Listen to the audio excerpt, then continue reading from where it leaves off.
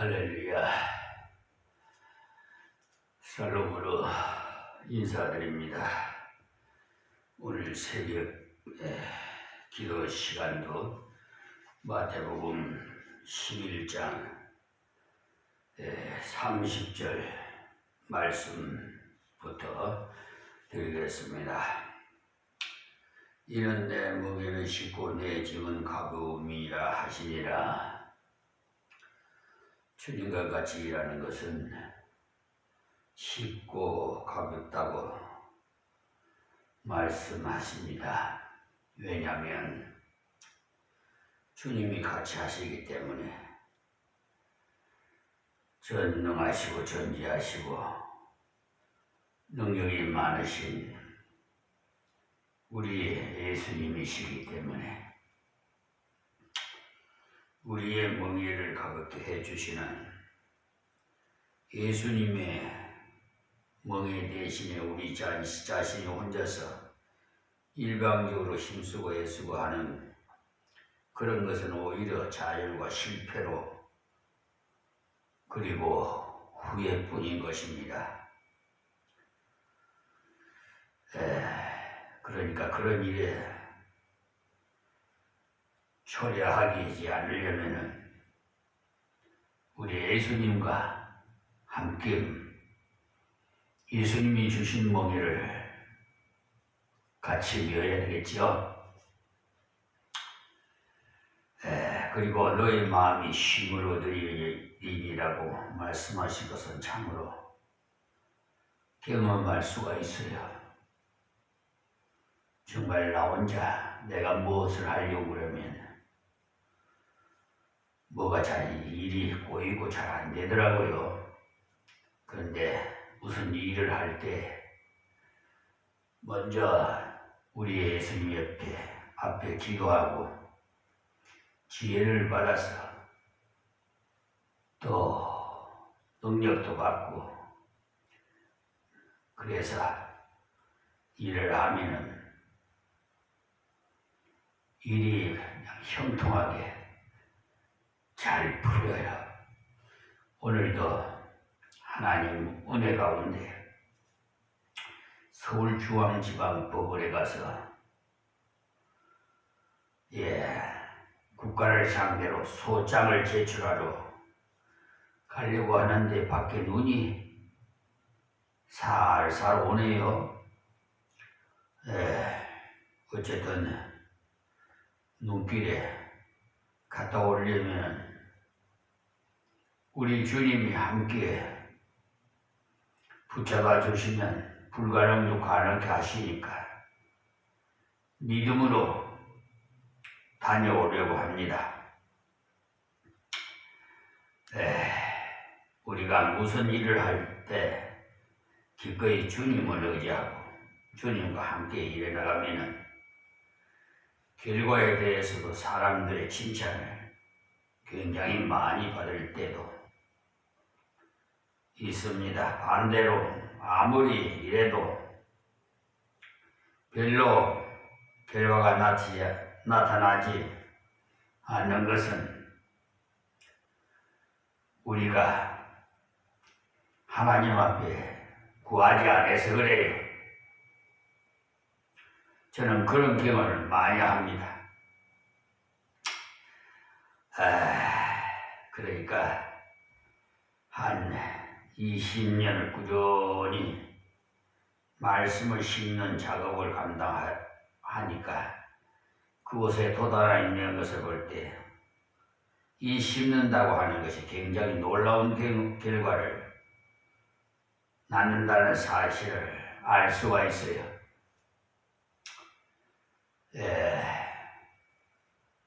우리 예배당 교회, 임마누엘 교회 하나님께서 성축할 때 유실수를 심어라. 다른 거 심어갖고 땅만 그렇게 버리지 말고 유실수로 심어라 하니까 얼마나 그의 봄이 되면 꽃이 피고 또 열매 맺어서 풍성하게 나눌 수도 있고 정말 일거이득이라고 하나요? 하여튼 꽃을 봐서 아름답고 열매 맺으니까 탐스럽고 먹음직도 하고 보암직도 하고 그러니 나누기도 하고 얼마나 감사해.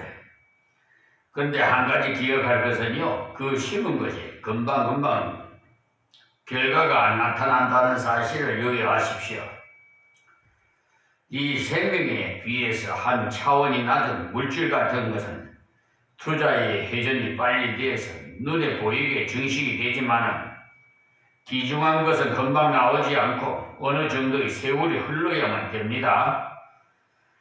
곧 심으면 싹이요 이삭이요 풍성한 곡식이가 이런 원리를 따라서 결과를 거두는 것입니다.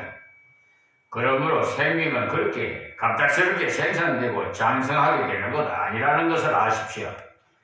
때문에 우리는 때를 얻든지 못 얻든지 주님의 명령을 우리 따라서 순종하면 그 열매는 우리 주님이 맺도록 하시는 거니까 우리는 낙심할 거 없어요. 여러분, 농촌에서 농부가 그 씨앗을 뿌려서 풍성하게 열매 맺어 수확할 때 그 기분, 여러분, 저는 체험해봐서 알아요. 그러니까 너무나 정말 5월달에 모내기 해가지고 9월인가 10월인가 어쨌든 오곡이 백화가 물을 들판이 누렇게 황금 물결로 이루어지는 것을 보면 얼마나 아름다운지 몰라요. 때문에 우리는 주님의 멍에를 메고 주님 앞에서 주님과 같이 쉽게 이겨나가는 이것을 자꾸 배워나가야만 합니다. 그래서 우리는 주님을 위해서 일하면 그리고 전도하고 봉사하는 가운데 뭔가 자꾸만 힘이 돋고 괴롭고 하는 이런 증상이 느껴지거든요. 이때가 바로 자기 자신을 점검해 볼 필요가 있을 때인 줄 아시고 내가 혹시 주님과 같이 일을 하지 않고 혼자서 앞장을 서서 일에만 열중하지 않았나 이렇게 진단해 보십시오. 주님과 같이 일하기 위해 기도로 준비하지 않고 그냥 자기 열심에 뻗쳐가지고 하다 보면 자기 연면에 빠져가지고 내가 이렇게 해도 왜 이래도 안 되는가. 이것은 그리스도의 멍에를 매지 않는 자의 당연한 기결로서 자업자득입니다. 그러므로 주님을 참으로 의지하고 주님과 함께하면 어떤 결과가 주어지더라도 난망하지 않습니다. 저도 그런 경험이 있는데 내 나름대로 소위 말하는 최고의 역점을 두고서 열심히 신고 가르쳤는데 어느 날 배운 자들이 반항하는 것이 그럴 때는 찬송가 450장에 자비하신 예수여 내가 사람 가운데 의지할 리 없으니 슬픈 자가 됩니다. 그리고 정말 사람을 의지하는 건 참으로 어리석은 일이구나. 아무리 심의를 기울여서 열심히 가르쳐도 제자라도 다 소용이 없구나. 오직 하나님만 바라봐야 되겠구나. 내가 특별히 선택해서 애착을 두고 열심히 심어 놓았는데 그것이 탁 쏠릴 때 그때는 내 모든 것이 다 무너진 것 같은 허탈감과 아픔을 느낄 때가 있어요. 그 때문에 주님을 전적으로 의지하고 주님과 같이 멍에를 내고 일해 나가는 것은 쉽고 가볍다는 말씀이 우리는 좀 순수하게 주님이 주신 대로 걸어갈 때 주님이 함께 하시는 쉽고 가벼운 은혜의 경험을 하게 됩니다. 너무 인공적인 작품을 많이 만들려고 하지 마세요. 그러다 보면 좀 움직거려서 부흥이 돼서 일정한 성장 궤도에 오를 경우에 자기가 다 한 것처럼 독점력으로서 혼자서 인기를 다 차지하려고 큰소리치고 좀 능률이 안 오르면 그만 위축돼가고 푹 꺼지는 것. 여기 예수님께서 분명히 내 멍에는 쉽고 내 짐은 가벼움이라고 말씀하셨잖아요. 우리가 참으로 주님을 모시고 하면은 자유함이 있어요. 저는 이 자유함이라는 것을 아무리 설명을 해도 다 할 수가 없습니다. 이 자유함이라는 것은 말에는 무한한 의미가 합축되어 있거든요. 그래서 우리가 주님께 진정으로 다 맡기고 남은 메시지를 증거하는 데 있어서도 문장 사전에 규격에 엉매에 묘하게 설교 문장을 꾸며서 사람들에게 인기를 끌려는 그런 유혹에서 탈피해서 자유할 수가 있는 것입니다. 저는 문장 사전이 있으면 창구가 돼서 좋을까 해서 구입해 놓았다가 저 설교에는 아무 소용이 없더라고요.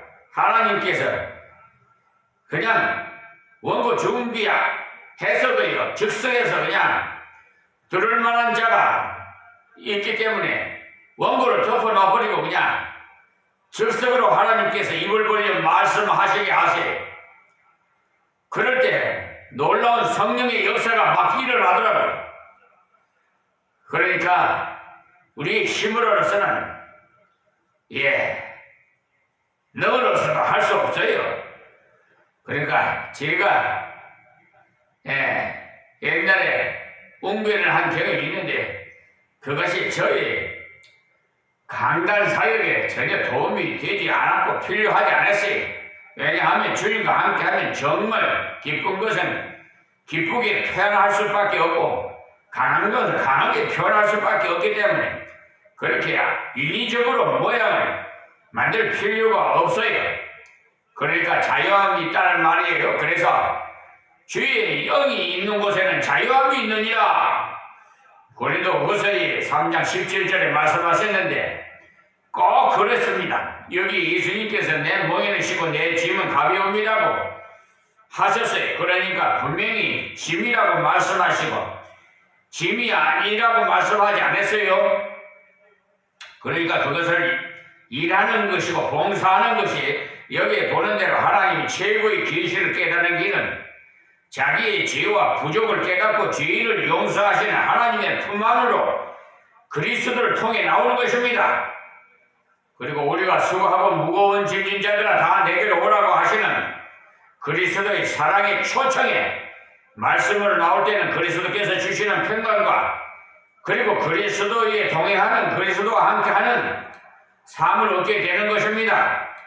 우리가 마태복음 11장 1절에서 30절까지 말씀을 통해서 결론적으로 진리를 살펴본다면 먼저는 우리가 자기의 부족과 약함까지도 주님께 가지고 가는 자가 되자는 것입니다. 그럴 때 해결함을 받을 뿐만 아니라 주님의 인정을 받게 됩니다.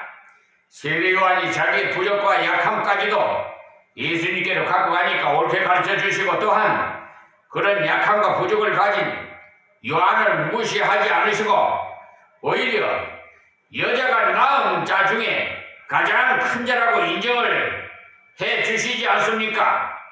그러니까 우리가 하나님 앞에서 주여 나는 부족하고 무진몽매하오니 당신께서 가르쳐 주옵소서 이렇게 예수님께 구한다고 해서 주님께서 무시한 자라고 비난하거나 무시하지 않으시고 오히려 그러한 네가 잘 알 것을 바로 알고 있구나 이렇게 자신의 부족을 알고 있는 그 사람을 주님은 들어 쓰신다는 사실을 아십시오. 무디 선생이나 저 베드로 같은 자들을 보세요. 뭐 배운 거 있어요?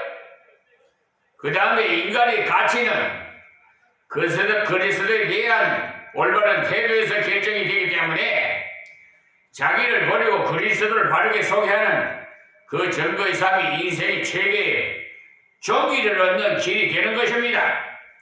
그러니까 세례 요한이 예수님께 대한 태도가 참으로 올바르다는 말씀이에요. 바로 세례 요한은 자기를 버리고 예수님만 드러내서 그는 흥하여야 되었고 나는 쇠하여야 하리라고 증거했던 것 아닙니까? 그리고 우리가 순전한 심령이 되어지지 않으면 아무리 큰 체험이라도 아무런 열매를 맺지 못한다는 걸 아십시오. 그래서 베드로 사도는 말하기를 가난한 아이들같이 순전하고 신령한 젖을 사모하라. 베드로전서 2장 2절에 말씀한 젖은 하나님의 말씀인데 거기에서 순전하고라는 말은 순수하다는 말로서 그것은 바로 다른 것을 보태지 말고 그대로 받아들이라는 것입니다. 그리고 신령한 것이라는 말씀은 바로 성령의 역사가 아니고는 절대로 바로 못 깨닫는다는 말씀이에요. 그리고 겸손히 자기의 무지와 무능을 깨닫고 그것을 하나님 앞에 가지고 갈 때 하나님의 놀라운 계시와 그리고 내 자신에 대한 하나님의 사랑을 바르게 깨닫게 되는 것입니다. 그러니까 자기의 무능과 무지를 깨닫고 겸손하게 하나님 앞에 나가면은 하나님께서 자기의 계시를 자꾸 깨닫게 겸손하게 하나님 앞에 나가면 하나님께서 열어주실 뿐만 아니라 그 계시가 열려지는데 무엇에 열려지느냐 하면 하나님께서 나를 얼마나 사랑하고 있으신가 하는 자신에 대한 하나님의 사랑을 자꾸 깨달아야 알게 되는 것입니다. 전에까지 성경을 제대로 알지 못할 때는 저도 그저 자신이 무언가 자꾸 비참하게 느껴졌어요.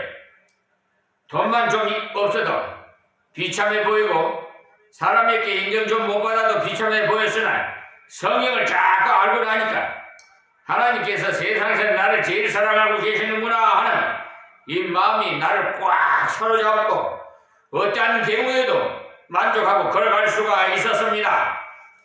현재도 역시 마찬가지 저는 종신 목회를 하기 허락해 주셔서 주님이 부르시는 날까지 항상 동행하면서 하나님께 주시는 대로 인도하시는 대로 저는 따라갑니다. 계속해서 바로 가다 보면은 야 하나님께서 나보다 더 사랑하는 사람이 있을까 그런 생각이 그냥 저 마음속에서 막 새록새록 막 일어나요. 바로 여기서 그리스도인들의 참 만족이 생성이 되는 것 같아요. 자 그리고요 마태복음 12장 1절에서 21절에 그 성경을 좀 여쭤면서 말씀드리겠습니다. 1절에서 21절까지는 안식일에 대한 올바른 자세에 대해서 말씀해 주시는데 유대인들은 안식일에 대한 율법을 문자적으로만 선봉함으로써 안식일이 인간을 위한 것이 아니라 얽매이는 것으로 전략시키고 말았어요. 그래서 예수 그리스도는 안식일의 참 의미를 마가복음 2장 27절에서 28절에 가르쳐 주시고 안식을 누리는 바른 자세로 가르쳐 주셨어요. 안식일은 사람을 위해서 있는 것이 아니고 안식일은 하나님의 사랑과 은혜를 체험하는 날이므로 영원한 안식의 그림자입니다. 골로새서 3장 16절에서 17절 말씀을 참고하세요. 그러므로 그날은 얽매이라고 주신 것이 아니고 주를 위해서 살고 자신의 안식이 되게 하여 새 힘을 주시기 위해서 주신 것입니다. 로마서 14장 5절에서 9절을 참고해 보십시오. 그러므로 참 안식은 그리스도의 십자가와 부활로 말미암아 죄에서 해방시켜 주심으로 이루십니다. 부활의 날 곧 주일 안식의 날로 예배의 날로 지키는 것이 당연하지요. 고린도전서 16장 1절에서 2절입니다. 그러나 지키는 것으로 생명에 이르려고 생각하는 것은 어리석은 생각입니다. 갈라디아서 4장 8절에서 11절 참고하세요. 그래서 1절에서 8절의 말씀은 안식일에 미리 자른 사건을 통한 교훈인데, 이삭을 자르는 것은 율법에 허용하는 것이나 신명기 23장 25절에요 안식일이므로 그것이 정죄의 대상이 되었다. 그러나 율법은 하나님의 하나님의 은혜를 누리는 범위를 일러준 것입니다. 그것이 1절에서 2절의 말씀이에요. 그리고 율법은 하나님께서 그의 자녀가 자녀답게 살게 하시려고 주신 것이고, 그것이 자녀로 고통을 주고자 한 것이 아닙니다. 그러므로 다윗이 순수한 자세로 진설병을 먹은 사건은 정죄되지 않았습니다. 3절 4절에 이런 말씀이에요. 그리고 제사장은 안식일에 자기의 직무를 행함으로써 안식할 수 없어도 그것은 범죄로 간주하지 않습니다. 하나님을 섬기기 위해서 수고한 것은 결코 죄악이 될 수가 없어요. 그러므로 그리스도를 위해서 봉사하기 위하여 한 일을 오히려 칭찬해야 할 일이지, 이토록 궁핍해서면서 주를 따랐으나 그것은 하나님이 기뻐하시는 일입니다. 5절 6절의 말씀을 참고하세요. 그리고 구약에도 하나님을 자비를 원하고 형식적인 제사를 원치 않는다고 했습니다. 그러므로 하나님은 우리에게 고통보다도 사랑을 베푸시는 원하시는 음식을 먹는 것이 죄가 될 수가 없어요. 저는 모든 날의 주인이시므로 안식일도 주를 위해서 궁극적으로 사용되어야 하고 주께서 기뻐하시는 일을 하는 것이 최선의 길입니다. 그것이 8절 말씀. 그리고 9절에서 21절의 말씀은 주께서 안식일에 하신 일을 통해서 안식일의 참 의미를 일러주시는 말씀인데, 안식일에 병 고치는 것은 옳은 것인가에 대한 질문에 대해서 사람이 양보다 귀함으로써 그 사람을 참으로 돕는 일이라면 안식일에도 돕는 것이 옳은 것임을 보여주셨다고 9절에서 13절에 말씀합니다. 아무리 귀한 역사가 나타나고 은혜로운 말씀을 주어도 자기의 고집으로 전개하기를 좋아하는 자는 유익이 조금도 없습니다. 그러므로 주께서 충돌을 피하시기 위해서 다른 곳으로 가셨어요. 14절에서 16절 말씀이에요. 그리고 주께서 온유함으로 일하실 것을 벌써 이사야서에 예언된 것이 성취되어진 것을 깨닫게 해주셨습니다. 그 말씀이 17절에서 21절 말씀이고요. 이 말씀 중에서 그러니까 마태복음 12장 1절에서 22절에서 나타나는 그 진리의 말씀은 안식일은 하나님의 자녀가 세상의 생활에 빠지지 않고 하나님의 교제를 규칙적으로 이루기 위한 안전장치로서 주신 것입니다. 그러므로 우리에게 짐이 아니고 은혜를 누리는 수단으로 주셨어요. 그리고 두 번째는 안식일은 그림자여 그리스도의 구속의 완성인 부활로 성취됩니다. 그 때문에 주일을 예배일로 지킨다. 그러나 그것은 지킴으로 구원을 얻지 못해요. 순수의 믿음으로 구원에 이릅니다.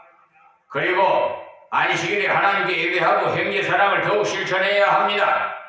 그러므로 선행하고 자비를 베풀어야 한다는 사실을 아시기 바랍니다. 그것이 진리에 대한 요점을 말씀드렸어요. 나타난. 그리고 또 지난 시간에 마태복음 11장을 통해서 배운 것처럼요, 그리스도께서 세례 요한의 부족한 신앙에 대해서 그를 일깨워 주시고 난 다음에 세례 요한에 대한 평가를 해 주셨는데요, 또 거기에 불신할 이유가 전혀 없는 고라신과 베세다 그리고 하나 가득 가버나움 이런 도성들의 불신앙에 대해서 강한 책망을 하시고 그리고 그 책망으로 그치지 아니하시고 마지막에 은혜의 초청을 말해주시고 11장을 마치셨어요. 이제 예수님께서 그 일을 마치고 12장 서두에 보면은 그때라고 했어요. 안식일에 예수님께서 밀바 사이로 지나가셨다고 기록되어 있지요.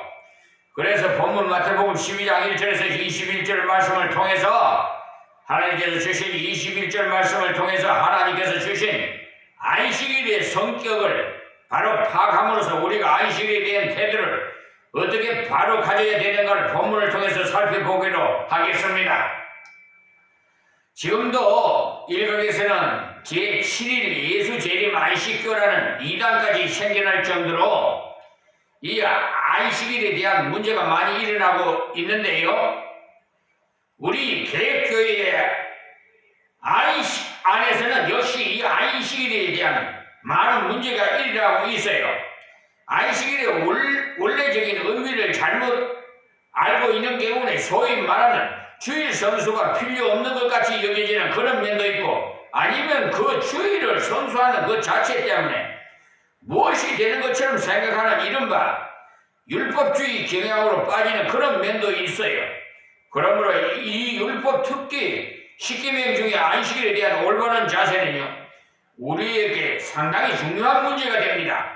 현재 우리 한국교회가 이 문제를 많이 다루고 있는 것은 이 문제로 걸림돌이 되는 사람들이 많이 있기 때문이에요. 그 때문에 예수님 당시에 유대인들도 보면은 안식일에 대한 율법을 그들은 문자에만 심의를 기울여서 안식일을 문자적으로만 신봉함으로써 결국은 안식일이 인간을 위한 것이 아니라 도리어 얽매는 그러니까 완전히 그 우리나라의 나라에도 법이 있잖아요.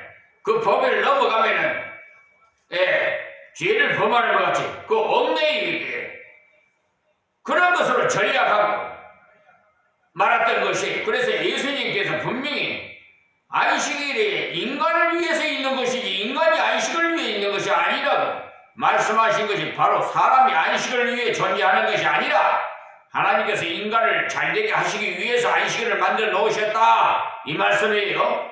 사실 하나님께서 안식일을 제정하신 그 근본 동기는 인간에게 규칙적으로 세임을 주시기 위한 하나님께서 주신 수단입니다. 우리가 창세기를 통해서 하나님이 창조의 역사를 한번 읽어보시면 인간이 몇째 날에 지어졌는고 하니 바로 6째 날에 지어졌지요. 창세기 26절에서 31절을 참고하세요. 그러면 안식일은 몇째 날이 되냐? 바로 그 다음 날인 7째 날이 돼요. 창세기 2장 2절에서 3절 말씀이. 그러니까 무엇을 알 수가 있는고 하면 사람은 창조되면서 먼저 안식하고 시작한다 이 사실이. 그러니까 6해 동안 무엇을 하고 그 다음에 안식하는 것이 아니라 제일 먼저 첫 안식일부터 시작해서 쉬고 그 다음에 출발하였다는 말씀이에요. 창세기 2장을 보시면 그 지으시던 일이 다함으로 7째 날에 안식하시니라. 하나님이 7째 날을 복주사 거룩하게 하셔서 이나 하나님이 그 창조하시며 만드시던 모든 일을 마치시고 이날에 안식하셨음이더라. 2장 1절에서 3절 말씀이죠. 여기에 하나님께서 이날에 안식하셨음이더라 이렇게 할 때 그 안식하신 것이 하나님께서 모든 만물을 창조하시고 나니까 피곤하셔 쉬셨다는 그런 뜻이 아니고 여기 하나님께서 쉬셨다고 하는 것은 하나님께서 그가 하신 모든 창조를 보시니까 하나님께서 만족하셨다는 이 말씀이에요. 하나님께서 창조하신 것에 대한 만족하게 여기시고 그것을 마음속 기뻐하신 것을 가르쳐 쉬었다. 안식하셨음이더라 이렇게 표현한 거예요. 그래서 창조를 다 마치시고 만드신 걸 보시니까 보시기에 심히 좋았더라. 그러니까 외래를 골드라고 마지막에 결론을 지었던 것인데 very gold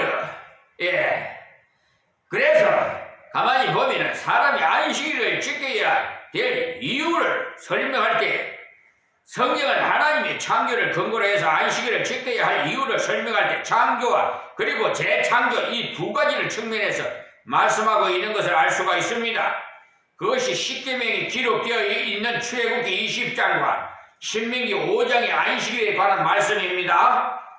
먼저 출애굽기 20장을 참고하면 이는 여섯 동안에 나 여호와가 하늘과 땅과 바다와 그 가운데 모든 것을 만들고 제7일에 쉬었습니다. 그러므로 나 여호와가 안식일을 복되게 하여 그날을 거룩하게 하였느니라. 출애굽기 20장 11절 말씀이죠. 여기에 사람이 안식일을 지켜야 될 그 이유를 설명하기를 하나님께서 여섯 동안 만물을 창조하시고 쉬셨기 때문에 아니라 창조하셨다는 말씀이에요. 다음 신명기를 보면 너는 기억하라. 네가 애굽 땅에서 종이 되었더니 너희 하나님 여호와가 강한 손과 편팔로 너를 거기서 인도하여 내셨나니 그러므로 너희 하나님 여호와가 너를 명하여 안식일을 지키라 하느니라. 그러니까 신명기 5장 15절 말씀이니까 여기서는 하나님께서 애굽에서 종 되었던 이스라엘을 애굽의 속박에서 구출을 하셔서 다시 새로운 인생이 되게 하셨음으로써 안식일을 지키라고 그렇게 되어 있어요. 그러니까 출애굽기 20장에도 하나님의 창조를 기념해서 안식일을 지키라고 명하셨고 신명기 5장에도 하나님의 재창조를 기념해서 안식일을 지키라고 명하셨던 것입니다. 그러니까 전자는 하나님께서 태초에 천지 만물을 창조하신 것을 기념해서 안식일을 지키도록 명하셨고 후자는 하나님께서 이스라엘을 애굽의 불가마 속에서 이끌어내서 새로운 인생이 되게 하셨으니까 그러므로 안식일을 지키도록 하라는 것입니다. 이것은 바로 하나님의 은혜로 새 인생이 됨으로써 그것을 기념해서 안식일을 지키라는 말입니다.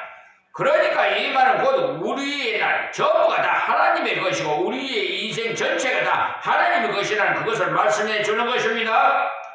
그러므로 우리 인생 전체가 다 하나님의 것이기 때문에 그 중에 하루를 하나님께서 구별해서 바치면서 안식하라는 거예요. 이것을 보면 하나님께서 우리에게 결코 무리한 요구를 하지 않았다는 사실을 알 수가 있죠. 하나님께서 우리들로 하여금 쉬지 않고 계속 일만 하는 휴식 없는 노동만을 강요하셨다면 우리가 어떻게 살아가겠어요? 그야말로 우리 인생이 살아가기가 굉장히 힘이 들고 고통스러웠을 겁니다. 그러나 하나님께서 우리에게 7일을 한 번씩을 쉬라 그렇게 명령해요. 여러분 지금 5일째 근무를 하고 있는데요, 우리 믿는 사람들은 6일 일해야 돼요. 그러니까 하루는 하나님을 위해서 봉사하세요. 그냥 빈둥빈둥 놀지 말고 그렇게 하셨으니까 이 안식일이야말로 귀한 것임을 알아야 합니다. 우리는 이 안식일을 통해서 하나님의 인생들을 향해서 그의 크신 사랑을 깨닫게 되는 것입니다. 오늘은 여기서 말씀을 맺고 다음 시간에 또 계속해서 말씀드리겠습니다.